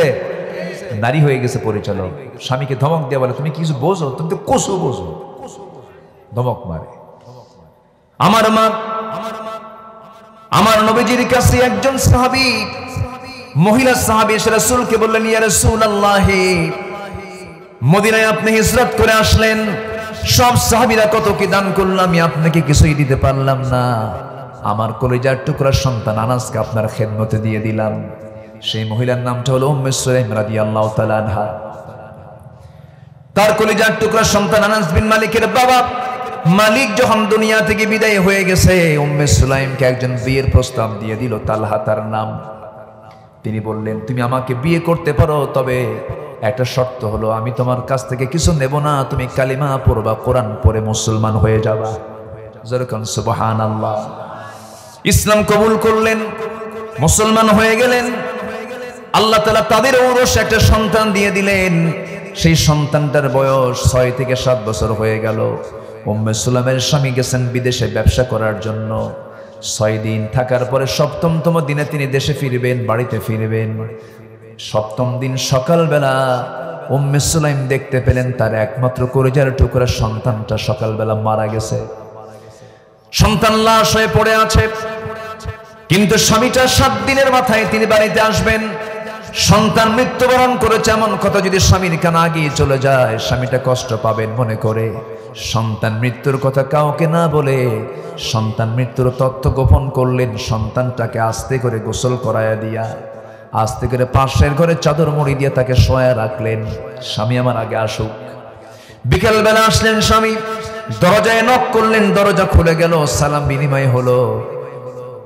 স্বামী তার স্ত্রীকে বলছে, আমার স্বামী, আমার স্ত্রী তুমি আমার কেমন আছো বলো। খুব ভালো আছি। আমার কলিজার টুকরা সন্তানটা কেমন আছে? আপনার সন্তানটা আগের চাইতে আরো বেশি আরামে আছে। বুঝতে দিলেন না সন্তান মারা গেছে। কিতাবের মধ্যে আসছি উম্মে সুলাইম তার স্বামীকে সন্তুষ্ট করার জন্য তার সঙ্গে চিত্ত বিনোদন করলেন, সহবাস হয়ে গেল। দীর্ঘ সময় যখন ঘরে সময়টা পার করছেন, স্বামী বলছেন, আমার স্ত্রী অনেকক্ষণ সময় হয়ে গেল ঘরের মধ্যে আমার সন্তানের কোনো আনাগোনা পাচ্ছি না। আমি আমার সন্তান কোথায় বেড়াতে গেছে? আমার সন্তানটা কোথায় গেল বলো? চোখের দিকে তাকায় দেখেন উম্মে সুলাইমের চক্ষু বেয়ে টপ টপ করে পানি পড়ছে। বুঝতে আর দেরি হলো না। এবার স্বামী বলছে, আমার স্ত্রী তোমার চোখের পানি প্রমাণ করছে আমার সন্তানের কোনো বিপদ হয়ে গেছে।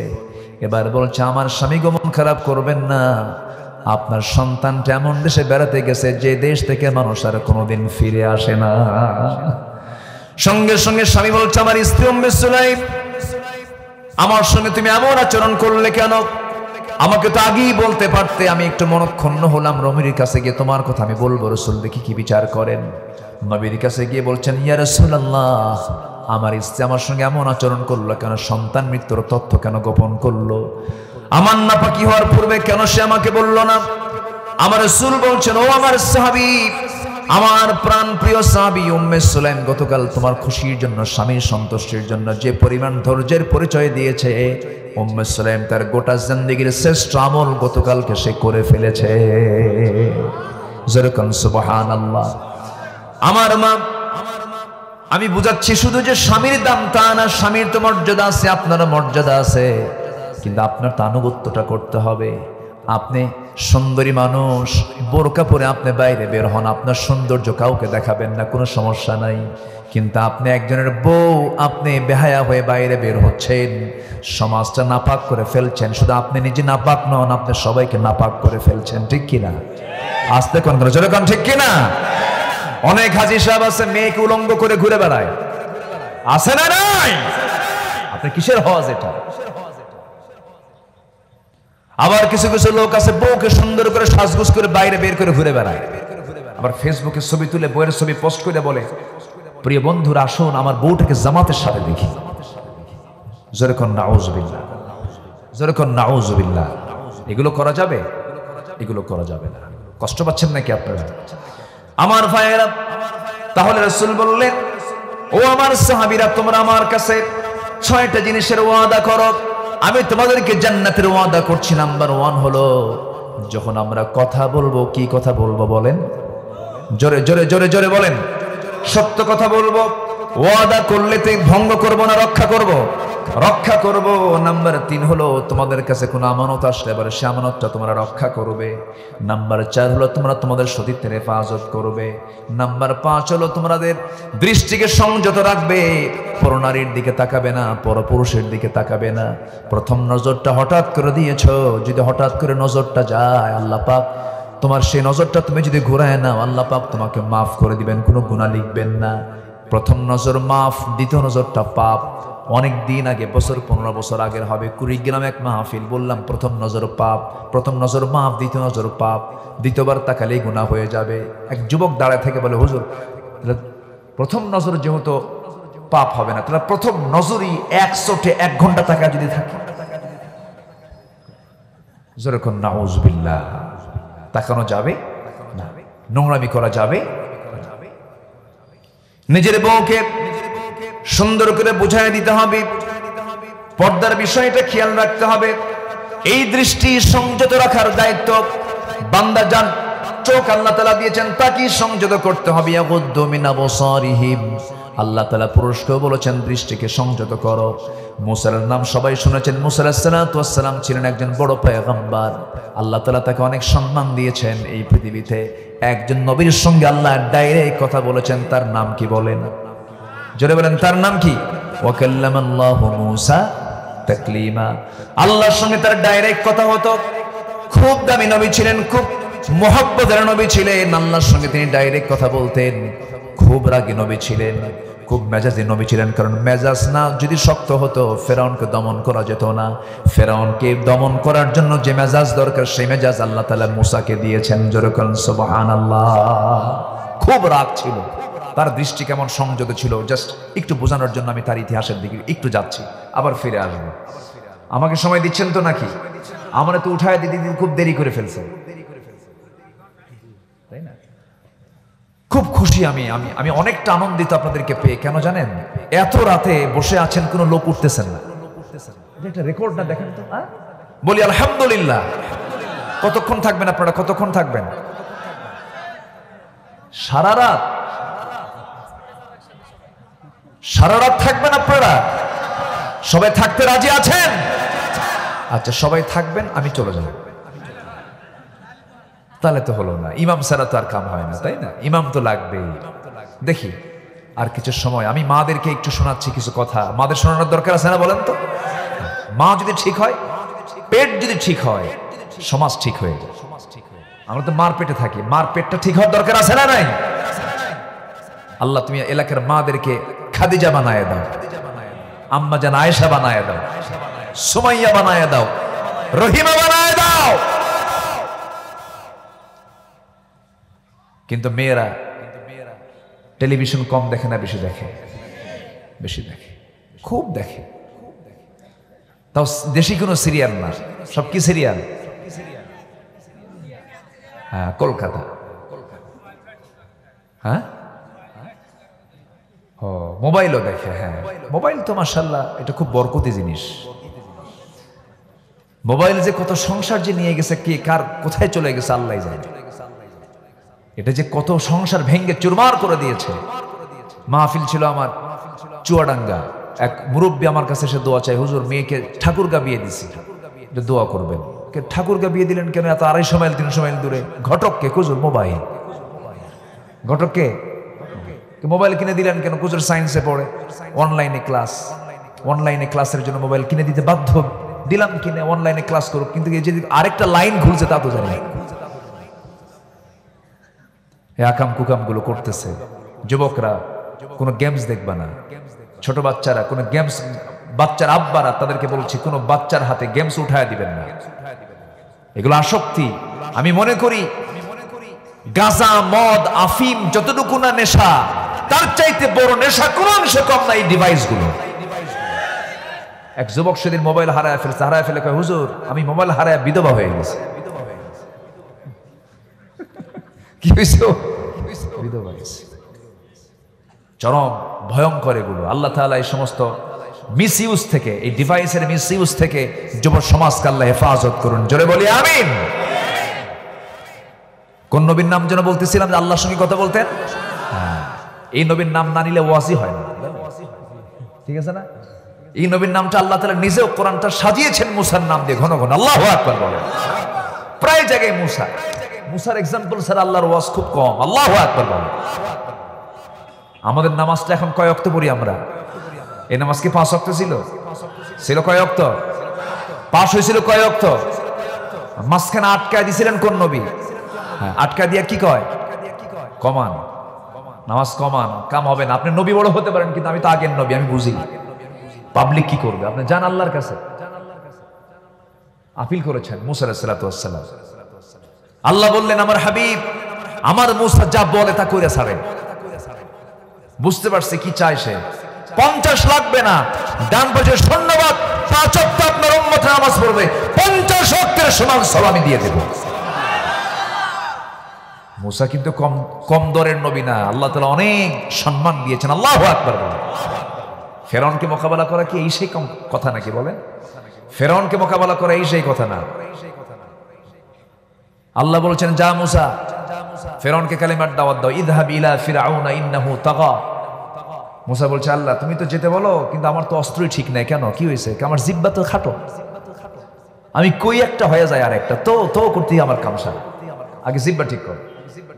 আল্লাহ বললেন, বলো রব্বিশরাহ লি সাদরি ওয়া ইয়াসসির লি আমরি ওয়াহলুল উকদাতাম মিন লিসানি ইয়াফকাহু কওলি। আল্লাহু আকবার। জিহ্বা ঠিক হয়ে গেছে। আল্লাহ বলেন, নরম সুরে কালিমার দাওয়াত দিবা। যায়া ফেরাউনের দরবারের সামনে গিয়ে ডাকতেছে, ফেরাউন!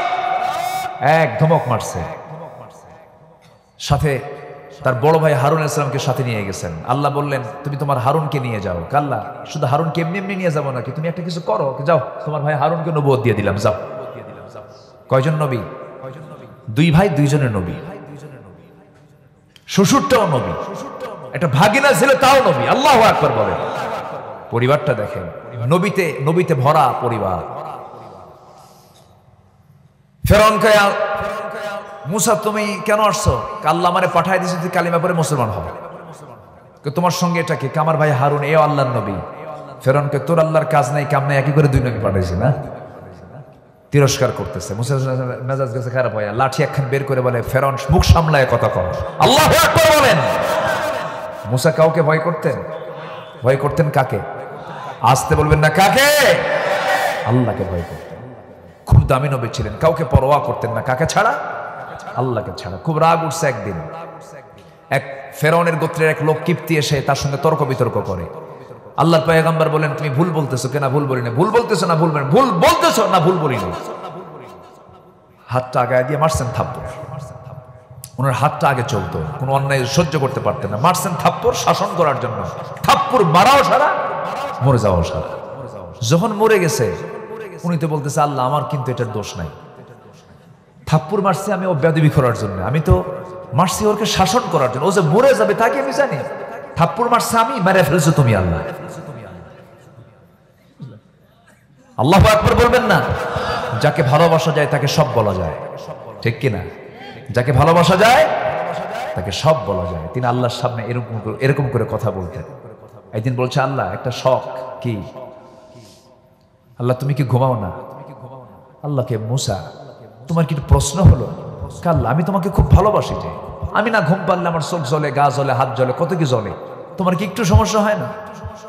লোক যখন বাকামি করে বসলো, তা মারলেন থাপ্পড়, মরে গেছে। মরে যাওয়ার পরে বলছে, আল্লাহ কাম তো সারছে।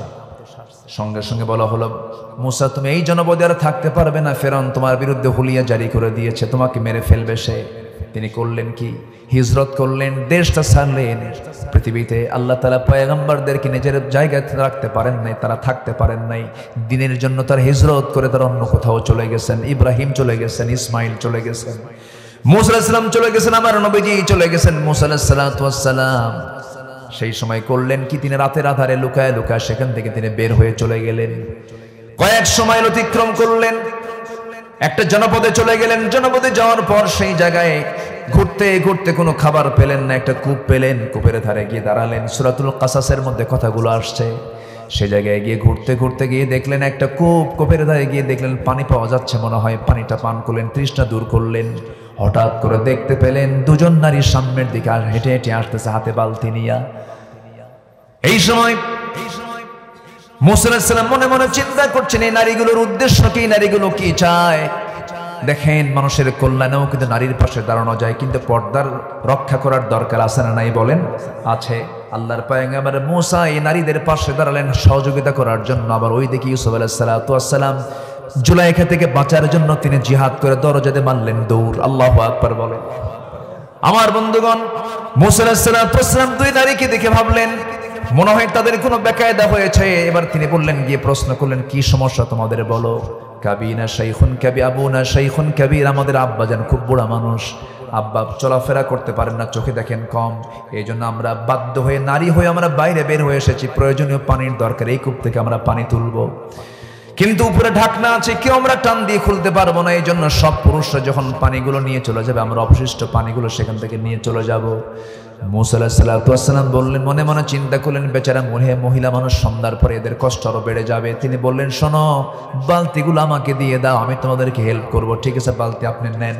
বালতি নিলেন, কূপের ধারে গেলেন। কূপের যে ঢাকনা টান দিতে 14 থেকে 15 পুরুষ লাগে, তিনি শুধু বাম হাতে ধরলেন, টান মারলেন, ছিটকে পড়ে গেছে। মহিলা থরথর করে কাঁপে, আর এটা মানুষ না অন্য কিছু। যখন আল্লাহু আকবার। নবীদের শারীরিক শক্তি কম না বেশি? আসতে বলবেন না, কম না বেশি? সকল পয়গম্বরকে আল্লাহ তাআলা শারীরিক শক্তি চরম দিয়েছিলেন। ঢাকনা টান দিলেন, ছিটকে পড়ে গেল। কূপ থেকে পানি তুলে দিয়ে বললেন, যাও সোজা বাড়িতে চলে যাও। সন্ধ্যার পরে মহিলাদের বাইরে থাকতে নেই, সন্ধ্যার আগেই মেয়েদেরকে ভিতরে চলে যেতে হয়, অবশ্যই তাদেরকে আড়ালে চলে যেতে হয়, ঘরের মধ্যে চলে যেতে হয়। অকরনা ফি বুয়ুতিকুন্না, বাড়ির মধ্যে তোমাদেরকে অবস্থান থাকতে হবে, যাও তাড়াতাড়ি চলে যাও। চলে গেল, কিন্তু একটা বারের জন্য মুসা আলাইহিস সালাতু ওয়াস সালাম নারীদের দিকে তাকালেন না, চলে গেছে বাড়িতে। নির্দিষ্ট সময়ের আগে যখন চলে গেল, বাপ বলতেছে, আমার কলেজার টুকরা সন্তান মেয়েরা, আজকে তোমরা এত তাড়াহুড়ো করে আসলে কেমন করে, কি হলো, এত তাড়াতাড়ি পানি পেলে কেমনে? বলতেছে, আব্বা, একজন পুরুষকে দেখলাম ওই কূপের ধারে দাঁড়ায় আছে, কাফিয়ুন আজিজ, খুব শক্তিশালী যুবক, দারুণ শক্তি তার গায়ে দেখলাম।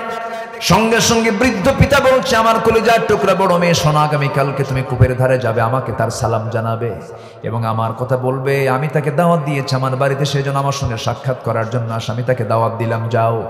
বড় মেয়েকে পাঠায় দিলেন। বড় মেয়েকে পাঠায় দিয়ে সামনে যখন তিনি দাঁড়ায় গেছেন, মুসার নিচের দিকে তাকায় আছেন, জমিনের দিকে তাকায় আছেন, মহিলার দিকে তাকাচ্ছেন না।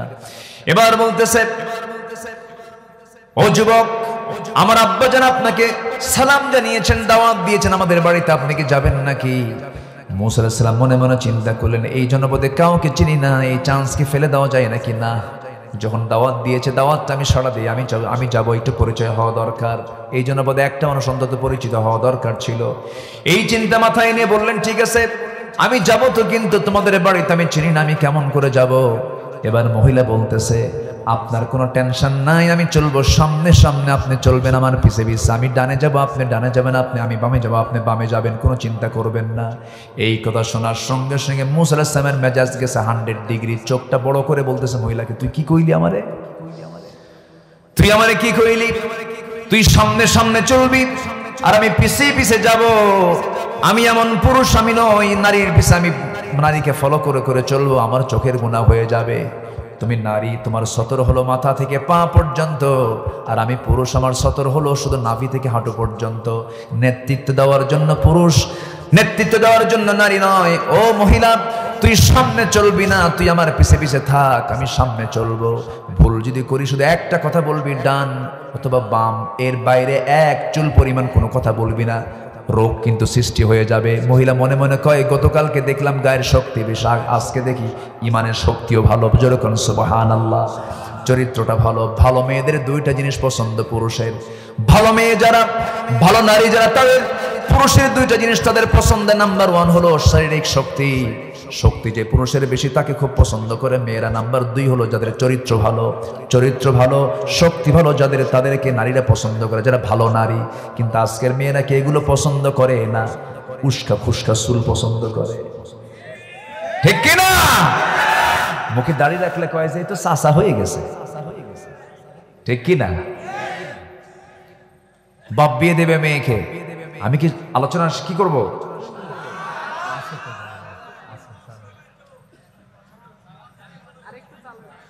আরেকটু চালাবো না, দেখা যাক ইনশাআল্লাহ।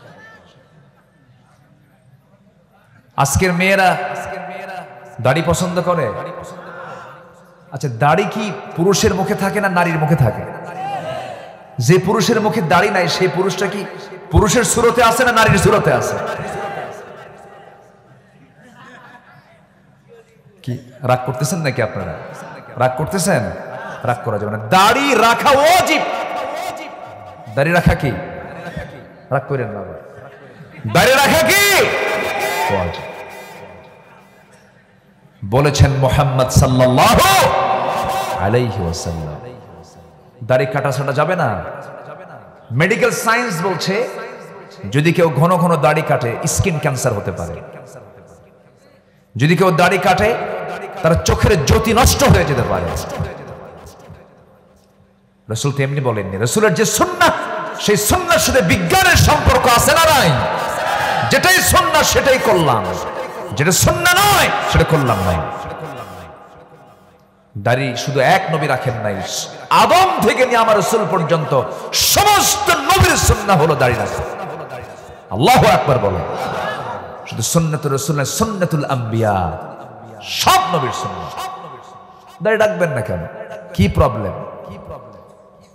দাড়ি রাখতে গিয়ে যদি চাকরি না হয়, সেই চাকরি কি করি? জুতা মারি। ওই চাকরি আমার করার দরকার নেই, ঠিক কি না? বাঁচবো কয়দিন আমি? রিজিকের ফয়সালা কার? রিজিকের ফয়সালা কার?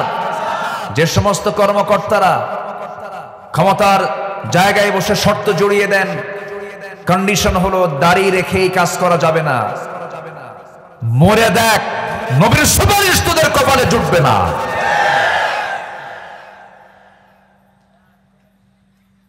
দাড়িওয়ালা ছিলেন মুহাম্মদ সাল্লাল্লাহু আলাইহি ওয়াসাল্লাম। একটা পুরুষের মুখে দাড়ি থাকবে, এটা পুরুষোচিত একটা পুরুষোচিত ভাব হচ্ছে দাড়ি রাখা। পুরুষের মুখে দাড়ি থাকবে, মোচটা ছোট করবে, মোচটা খাটো করে ফেলবে। রাগ করতেছেন ভাইরা? শোনেন, বাচ্চা যদি দুধ না খায়, বাচ্চা যদি ওষুধ না খায়, তখন মা কি করে?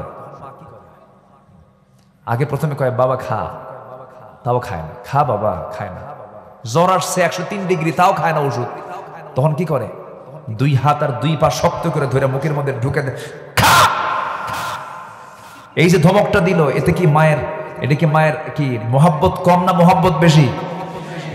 আমার কথা রাগ করেন না। রাগ করতেছেন নাকি? দাড়িটা রেখে দেন না।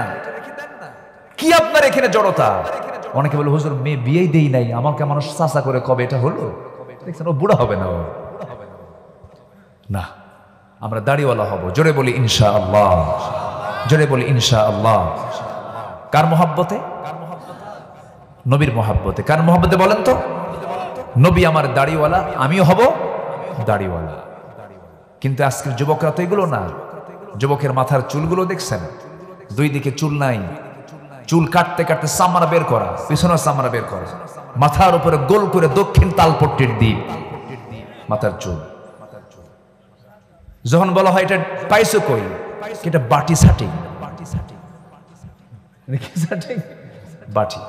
তোমার এটা স্টাইল কোথায় পাইছো? কি এটা মেসি, লিওনেল মেসি। তুমি কি নেইমার? তুমি কি কুত্তা? আছে না নাই? এগুলো ডিজাইন নয়, এগুলো জাহালাত। আপনার চরিত্রের আদর্শের বাস্তব মডেল হবেন একজন, তিনি হচ্ছেন মুহাম্মদুর রাসূলুল্লাহ। চেতনায় তাকে রাখতে হবে, ভাবনায় তাকে রাখতে হবে। রাসূল আমার কেমন করে দাঁড়িয়ে রেখেছেন, আমি ওরকম করে রাখবো। রাসূল কেমন করে হেসেছেন, আমি তেমন করে হাসবো। খেয়েছেন কেমন করে, আমি তেমন করে খাবো।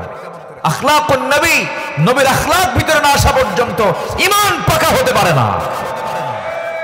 নবীর আখলাকটা আসতে হবে। সম্মানিত ভাইয়েরা,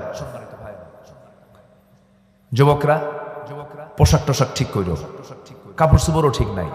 নতুন প্যান্ট কিনে আনে, নতুন প্যান্ট, মনে হয় ইঁদুর কেটে রাখছে, ইঁদুর কাটা প্যান্ট, ঠিক কিনা? মানে প্যান্ট কাটা ফাটা কেমন জানেন? হাঁটুতেই ফাটা। কোথায় ফাটা? মানে আসার পরে ছিলে গেছে। হাঁটু ফাটা প্যান্ট নিয়ে আসে 4000 টাকা দিয়ে, একটা ছেঁড়া প্যান্ট নিয়ে চলে আসে, যা দিয়ে নামাজও হয় না।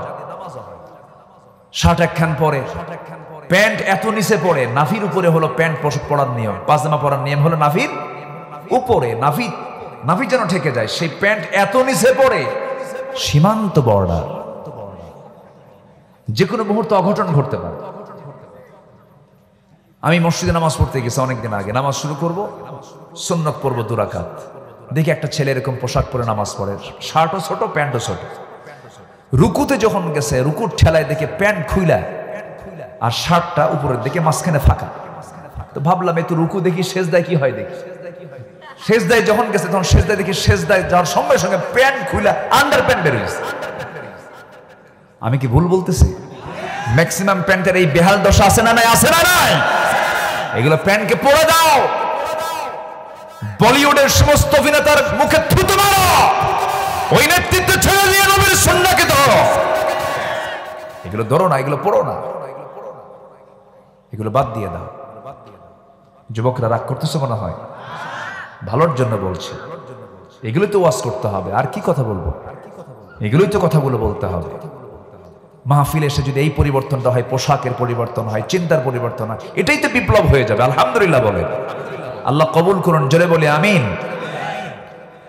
মুসা আলাইহিস সালাতু ওয়াস সালাম একটা বারের জন্য পরনারীর দিকে তাকালেন না, কিন্তু মহিলাটা, মেয়েটা দেখে দেখে ভাবতেছে, গতকালকে দেখলাম গায়ের শক্তি ভালো, আজকে দেখি চরিত্র ভালো, ছায়া থাকে না, চেয়ে থাকে না, বারবার চেয়ে থাকে না, নজরই দেয় না, মনে মনে একটু পছন্দ হয়েছে। বলেন তো, একটু পছন্দের ব্যাপার আছে না নাই? বলেন তো, আছে তো। সীমা তো অতিক্রম করা যাবে না। আপনি বিয়ে করবেন, আপনি যদি মেয়ের সন্তানই না পান তাহলে বিয়ে করবেন কেমনে? এতটুকু সন্তান তো থাকতে হবে, তাই না? সন্তান থাকতে হবে না? কি অমুকের বাড়িতে 2-3টা মেয়ে আছে, হ্যাঁ যাও তো একটু খোঁজ খবর নাও তো, তাদের আব্বাদেরকে বলো, মুরব্বীদেরকে বলো বিয়ে শাদী দেবে কিনা। কিন্তু তা না কয় করে কি, নিজেই উকিল হয়ে বসে থাকে। নিজে উকিল হওয়া যাবে না, আপনি পাঠালেন, প্রস্তাব দিলেন, এটা করা যায়, কিন্তু সীমাতিক্রম করা যাবে না। তো চলে গেছেন বাড়িতে। বৃদ্ধ লোকটা দেখা মাত্রই মুসা আলাইহিস সালামের সঙ্গে সালাম কথোপকথন হলো, দেখেই বলতেছে, যুবক তোমার নাম মুসা না? উনি তো থরথর করে কাঁপতেছে, হাই রা, আসলাম এত ভয়ে, এত দূরে, এটা কি ফেরাউনের লোকটোক নাকি? কি কথা কি বুঝতেছেন আপনারা? এই ফেরাউনের লোকটোক নাকি? মানে খুব চিন্তায় পড়ে গেছে। মুসা আলাইহিস সালামের চেহারার দিকে তাকায় বৃদ্ধ লোকটা মনে মনে চিন্তা করতেছেন, মনে হয় সে ভয়ে পাচ্ছে। এবার বলছে, মুসা তুমি কি চিন্তা করো? কোনো চিন্তার কারণ নাই। আমি দুনিয়ার সাধারণ বৃদ্ধদের কাতারের একজন বৃদ্ধ নই। আমার চামড়াগুলো কুঁচকে গেছে, চোখে আমি কম দেখি, বয়সের ভারে আমি ভার হয়ে গেছে আমি, কিন্তু আমাকে সাধারণ কোনো বুড়ো মনে করো না। আমি হলাম এই মাদিয়ানবাসীর জন্য আল্লাহ পাক আমাকে নবী করে পাঠিয়েছেন। আমি হলাম আল্লাহর পয়গম্বর শুআয়ব আলাইহিস সালাতু ওয়াস সালাম। ওয়া ইলা মাদিয়ান আখাহুম শুআয়বা, আল্লাহ তাআলা আমাকে মাদিয়ানবাসীর জন্য নবী করে পাঠিয়েছেন। মুসার আনন্দ দেখে কি মুসা আলাইহিস সালাতু ওয়াস সালাম আবার জড়িয়ে ধরে বলছেন, আরে আমার জীবন ধন্য হলো, একজন নবীর সঙ্গে আমার পরিচয় হয়ে গেল। এবার তিনি বলছেন, ও আল্লাহর বান্দা মুসা, তুমি হিজরত করে আমার এখানে আসছো, ভালো কথা, কিন্তু একটা প্রশ্ন আছে, একটা প্রস্তাব আছে। কি প্রস্তাব? আমি মেয়ের বাবা, আমার 2টা মেয়ে, এই 2টা মেয়ের যে কোনো একটা মেয়েকে তোমার সঙ্গে বিয়ে দেব, তুমি কি বিয়ে করতে রাজি আছো নাকি? সঙ্গে সঙ্গে মুসা চিন্তা ছাড়াই বললেন, কোনো চিন্তা নাই, এখনই বিয়ে করব আমি, কারণ নবীর মেয়ে তো, এই চান্স পাবো কই? বলাও সারা, রাজি হও সারা, বিয়ে করব আমি। কিন্তু শুআয়ব আলাইহিস সালাম বললেন, শোনো, বিয়ের তো প্রস্তাব দিলাম, রাজি হয়ে গেলে, কিন্তু বিয়ে তো আমি এই মুহূর্তে দেব না, দিতে পারবো না, কারণ তোমার ব্যাকগ্রাউন্ড ভালো না। কেন? থাপ্পড় মারলি মানুষ মরে, কম তো এটা টেনশন না? তোমার রাগ তো অনেক, থাপ্পড় মারলে কি হয়? মানুষ মরে যায়। আমি তোমার সঙ্গে এই মুহূর্তে মেয়েকে বিয়ে দেব না। মেয়েকে বিয়ে দিতে গেলে কিছু কন্ডিশন তোমার পূর্ণ করতে হবে। কি কন্ডিশন বলুন? যা বলবেন তাই হয়ে যাবে। এবার তিনি বলছেন, শোনো, আমার বাড়িতে কিছু ছাগল আছে, সেই ছাগলগুলোকে তোমার লালন পালন করতে হবে। কত বছর? 8 বছর। রাজি হলাম, তবে 8 বছর হলে পরে পরিপূর্ণ কোর্স হবে না, এটা অনার্স কোর্স হবে। 10 বছরও যদি হয়, মাস্টার্স কোর্সটা কমপ্লিট হয়ে যাবে। আমি কিন্তু বানায় বানায় বলতেছি না, সব কোরআনের কথা। 10 বছর হলে পূর্ণ কোর্স হয়ে যাবে। মুসা আলাইহিস সালাতু ওয়াস সালাম 10 বছরের জন্য রাজি হয়ে গেলেন। প্রত্যেক দিন তিনি ছাগলগুলো নিয়ে যান, সন্ধ্যার দিকে নিয়ে আসেন। আমার বন্ধুগণ, পৃথিবীতে যত প্রাণী আছে এর মধ্যে সবচাইতে শান্ত স্বভাবের প্রাণী হলো ছাগল। সবচেয়ে শান্ত না? খুব কথা শোনে, তাই না? ছাগল যদি একবার ব্রেক মারা বোঝেন তো, ছাগল যদি একবার ব্রেক মারে, সামনের 2টা পা যদি মাটিতে গেড়ে দেয়, পাবলিককে বলবে তুই দড়ি ছিঁড়ে চলে যাবি, কিন্তু আমি ছাগল পা নাড়াবো না। ছাগল খুবই বাঁকা জাত, খুবই তেড়ি জাত। সেই ছাগল পালার দায়িত্ব এই পয়গম্বরকে দেওয়া হলো, যে পয়গম্বরের রাগটা সবচাইতে বেশি। আল্লাহ তাআলা তাকে দিয়ে 10 বছর ছাগল চড়াইয়া নিলেন। 10 বছর যখন পূর্ণ হলো, শেষ দিন যেদিন তার ছাগল পালার ডিউটি শেষ হয়ে যাবে, সেই ছাগলগুলো নিয়ে যখন তিনি বাড়ির দিকে আসতেছেন, ছাগল পালটা নিয়ে আসতেছেন, তাফসীর ইবনে কাসির এসেছে, সেই ছাগল পাল থেকে একটা ছাগল একাকী একদিকে দৌড় মেরেছে, সেই দৌড় মারা ছাগলটার দিকে তিনি দৌড়াচ্ছেন তাকে ধরার জন্য। ছাগলও সহজে ধরা দেয় না। মুসা ধরার জন্য অস্থির হয়ে গেছেন, শেষমেশ তাকে ধরেই ফেলেছেন, কারণ নবী তো নবীর গায়ে শক্তি বেশি, ধরে ফেলেছেন। কিন্তু রাগ হয়ে গেছে একদম 100 ডিগ্রি, এত রাগ হয়ে গেছে ছাগলটাকে চট করে ধরেই দুই পা হ্যাঁ 5 মিনিট যেন হয়, ও মানে একটু লম্বা যেন হয়, দেখা যাক দেখি কি করা যায়। হ্যাঁ আলোচনা শেষে তো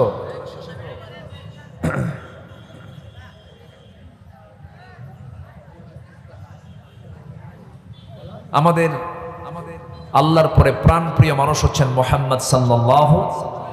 তার জন্ম কোথায়? কাবার ধারে। কোথায় জন্ম বলেন তো? কাবার ধারে। এলোকে কাবার ধারে আধার চিড়ে চিনিস না কি রে, ওকে ও মা আমেনার কোল জোড়ে চাঁদ জানিস না কি রে, এলোকে কাবার ধারে আধার চিড়ে চিনিস না কি রে। মুতালিব আজকে কেন বেহুশ হেন, বকে খুশির বান বেদনার সুপ্ত খাতে হাত বুলাতে কার আগমন সাহারার হৃদয় ভরা ঝরনা ধারা বইল না কি রে, এলোকে কাবার ধারে আধার চিড়ে চিনিস না কি রে। বাগিচায় ছন্দ বিলায় বুলবুলি হায় আজ সে দিওয়ানা, চুমু খায় প্রেমের ভাষায় গভীর নেশায় পে পরওয়ানা, গোলাপের অধর ভরে খুশবু ঝরে রয় না বাকি রে, এলোকে কাবার ধারে আধার চিড়ে চিনিস না কি রে, ওকে ও মা আমেনার কোল জোড়ে চাঁদ জানিস না কি রে, জানিস না কি রে, জানিস না কি রে। এত আস্তে মারহাবা। রব্বানা যালামনা আনফুসানা ওয়া ইল্লাম তাগফির লানা ওয়া তারহামনা লানাকুনান্না মিনাল খাসিরিন। গভীর রাত, নিঝুম রাত, ঝিমানো রাত্রিতে হাজারো মুসলমান নরনারী নিয়ে তোমার কালাম থেকে কিছু কথা বলেছি। কাঙ্গাল ফিগারির মতো সে শান্তি সে দুটো হাত পেতেছি। আল্লাহ গুনার দিকে নজর দিও না, বান্দা মনে করে তামাম জীবনের গুনাহগুলোকে মাফ করে দাও। জনম দুঃখিনী মা, জনম দুঃখী বাপ জান যারা চলে গেলেন, জিন্দেগির গুনাহগুলো মাফ করে দাও। কবরগুলোকে তুমি আল্লাহ জান্নাতের টুকরা বানাইয়া দাও। আব্বা আম্মার জন্য কি দোয়া তাও শিখিয়ে দিয়েছ, দিল থেকে সবাই বলুন রব্বিরহামহুমা কামা রব্বায়ানি সগীরা, রব্বিরহামহুমা কামা রব্বায়ানি সগীরা। আয় আল্লাহ তাআলা, বিশেষ করে মাহফিলটার আয়োজন করলেন যারা, কষ্ট করে আসলেন যারা, বিনিময়ে কিয়ামতের কঠিন দিন যেদিন কেউ কাউকে চিনবে না, এমনকি মা পর্যন্ত সন্তানকে অস্বীকার করে বসবে, যেদিন মানুষ কাঁদতে কাঁদতে চোখের পানিগুলো ফুরে যাবে, চোখ থেকে রক্ত বের হওয়া শুরু হয়ে যাবে, সেই কঠিন মুসিবতের দিনে মাহফিল সবার জন্য নাজাতের মাধ্যম তুমি আল্লাহ বানায়ে দিও। তোমার বান্দাগুলোকে নিয়ে এমন সময় হাত তুলেছি আল্লাহ, মুসলমানদের পায়ের তলায় মাটি নাই। মুসলমানরা আজকে মার খেতে খেতে শেষ হয়ে গেল। ফিলিস্তিনকে বাঁচাও, তোমার দেওয়া নাম বাইতুল আকসাকে তুমি আল্লাহ মুসলমানদের হাতে তুলে দাও। কাশ্মীরের মৃত্যুপুরী হয়ে গেছে, কাশ্মীরকে তুমি আল্লাহ রক্ষা করো, সিরিয়াকে তুমি আল্লাহ বাঁচাইয়া দাও। 180 কোটি মুসলমানের দুনিয়ায় আল্লাহ ওমরের মতো একজন নেতা তুমি আল্লাহ পাঠাইয়া দাও। তোমার বান্দাগুলোকে নিয়ে হাত তুলেছি, যে সময়টা দোয়া কবুলের সময়, পরিবারে অশান্তি শান্তি দিয়ে দাও, রোগাক্রান্ত রোগ মুক্ত করে দাও, ঋণগ্রস্ত ঋণ মুক্ত আর তৌফিক দিয়ে দাও। এক কথায় যার যা প্রবলেম তুমি আল্লাহ দয়া করে সলভ করে দাও, সমাধান করে দাও। আয় আল্লাহ তাআলা নারায়ণপুরের প্রত্যেকটা ঘরকে ইসলামের দুর্গ বানায় দাও, ঘরে ঘরে খাদিজা বানায় দাও, সুমাইয়ার মতো মা পয়দা করে দাও, খালিদ বিন ওয়ালিদের মতো যুবক তুমি আল্লাহ পয়দা করে দাও। আয় আল্লাহ তাআলা এই গ্রামকে বেনামাজি মুক্ত গ্রাম হিসেবে তুমি আল্লাহ কবুল করো।